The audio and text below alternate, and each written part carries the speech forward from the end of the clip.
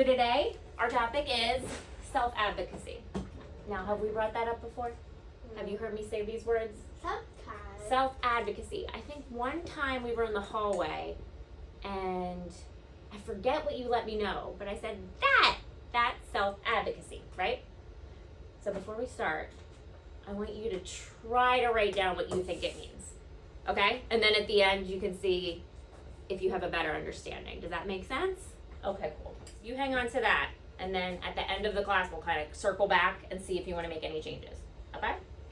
All right, so self-advocacy, and that's the sign, like myself, and then advocacy, which is actually means support. It's like supporting, so you turn your hand and kind of lift yourself up.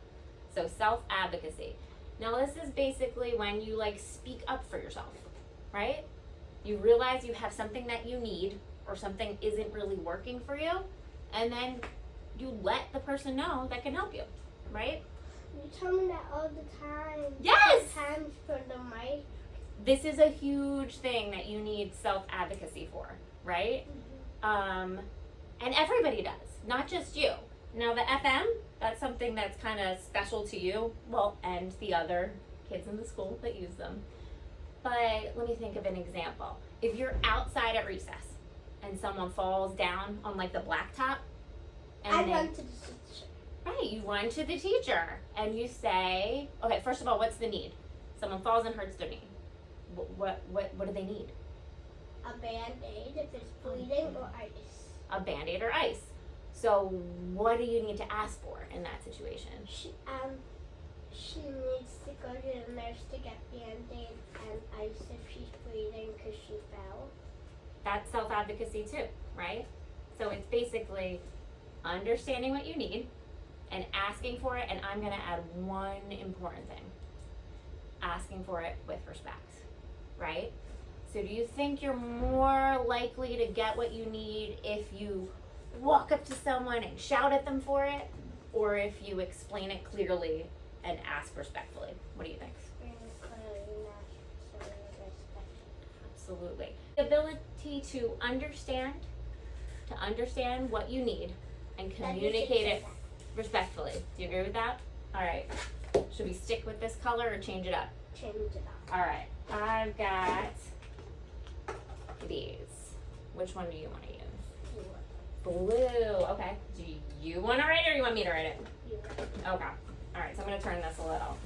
Self-advocacy, and I want to make sure I stick with what I had planned, is the ability to understand what you need and communicate it to others respectfully. Okay. What do we think? Is that good? That covers our basics. About a girl. Her name is Amelia, and she learns about self-advocacy. All right? So we're going to read through it, and then we're going to talk through a few situations that could come up, and then figure out how to self-advocate. Okay? All right. So this is called Speak Up for Yourself, and I always like to give credit to the author, right? They're the ones who write these books.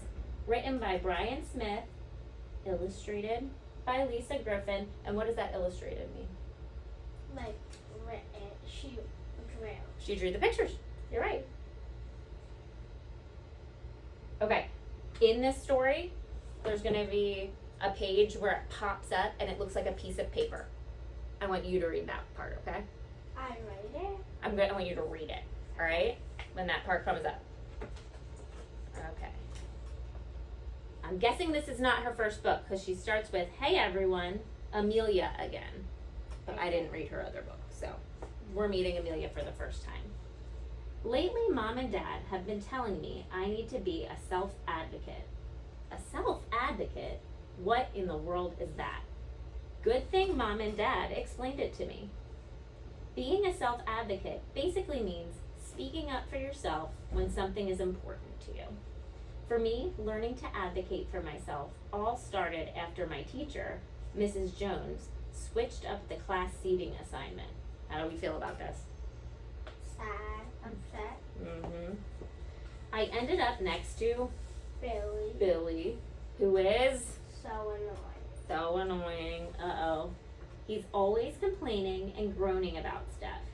Have you ever been sat with someone that like is distracting to you or annoying to you? Yeah. So you can relate? to this? Okay. He's always complaining and groaning about stuff. After 3 days of Billy's whining, I was over it. I went home and told Mom I needed a new seat. But Mom wanted to know if I had done anything to try and solve the problem. Now you know that I'm a mom, right? I do this with my son. If he comes to me about school problems, You would go straight to the principal. I don't. I say, what did you do about it? What's our My topic? mom doesn't say that. She said she'll talk to the teacher about it. Oh, interesting. Well, maybe you're going to learn a little bit from this to where you can maybe handle some of it yourself with some self-advocacy, right? We'll see. Sometimes, I do want to say that sometimes things are like a big enough problem that adults should handle it. So we'll kind of navigate some of those scenarios, okay? Mhm. So what did you do to solve the problem? I've asked him to stop 1,000 times, I said. What else have you tried? Mom asked in a voice that was a bit too cheerful for me. There isn't anything else I can do, Mom. Are you sure about that? Have you tried ignoring him or changing the topic to see if that helps? No, I mumbled. Over the next 2 days, I tried ignoring Billy and changing the subject. But just as I thought, both were a complete fail. I let Mom know her plan didn't work. I'm proud you tried to solve it yourself. Seems like you might need some help now, though, Amelia. Sure do, I said. Has your teacher said anything? What do you mean, Mom? That's why I'm talking to you, so you can talk to my teacher about switching my seat. Yeah. What do you think Mom's gonna do? What do you predict? I would tell her, it's like, well, she would tell me, if it gets any worse, let me know.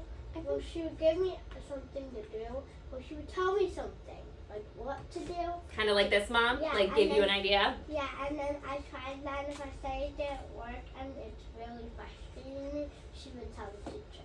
Right. So this sounds kind of similar. All right, this is where you're going to come in a moment, okay?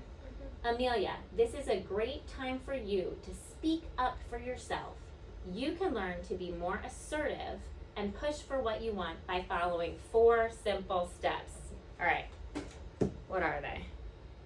That's review a self-advocate. Advocate. Advocate. Mm-hmm. Step 1, stop and think about what you want. Mm-hmm. Step 2, find the right time and place to say what you want. Step 3, explain what you want in a calm way. Step 4, accept the outcome. Do you know what they mean by step 4?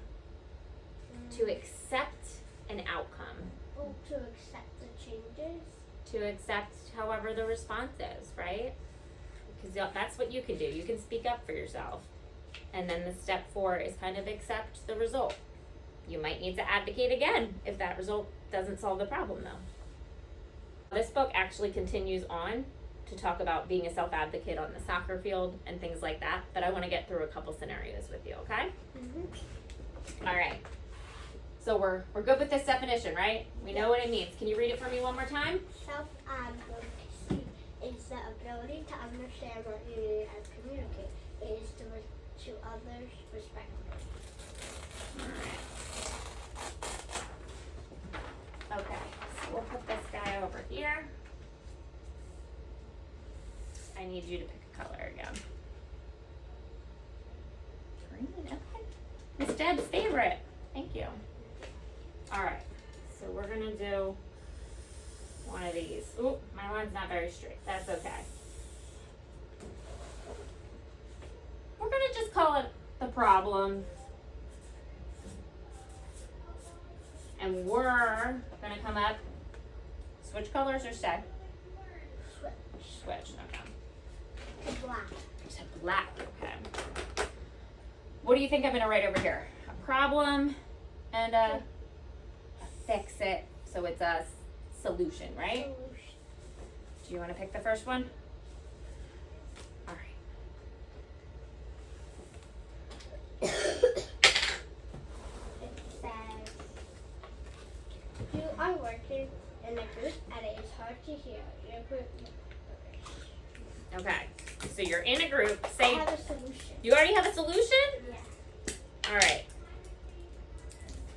Why don't you go ahead and stick that up in our problem column? Okay. Okay? All right. So our problems are you're working in a group, maybe at say a table like this.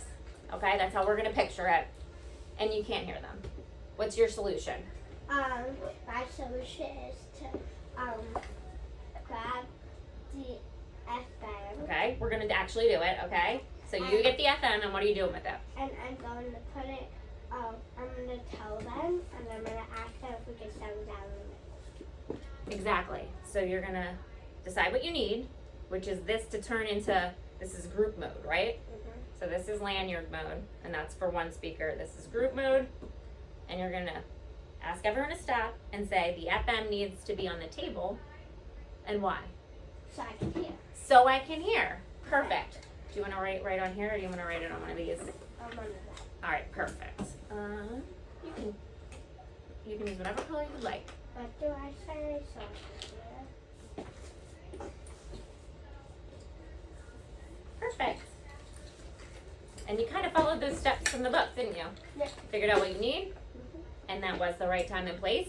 Because you can't wait till later, or you're gonna miss the group work, right? And then told them what you need. Calm, That's why respectful. sometimes I work to myself. I understand that, and actually that It also, makes me get faster too. and then you kind of have all the responsibility, right? So you're not kind of like ignoring or like zoning out while someone else does part of the work. And that's something you can do to self-advocate. If you're having, like, say it's the end of the day and you're kind of tired of listening to everyone all day, right? It's exhausting. You can self-advocate by asking if you can work by yourself, right? And then you don't have to deal with that. Now, remember that fourth step in the book? It was accepting the outcome. A teacher might have a goal about partner work some days where the point is to work together. So they might say, not this time, right? Yeah. But it's always okay to self-advocate. All right. Can I pick this time? All right, my turn. It is hard to understand the morning announcements. Put captioning. Put on closed captioning. That's exactly right.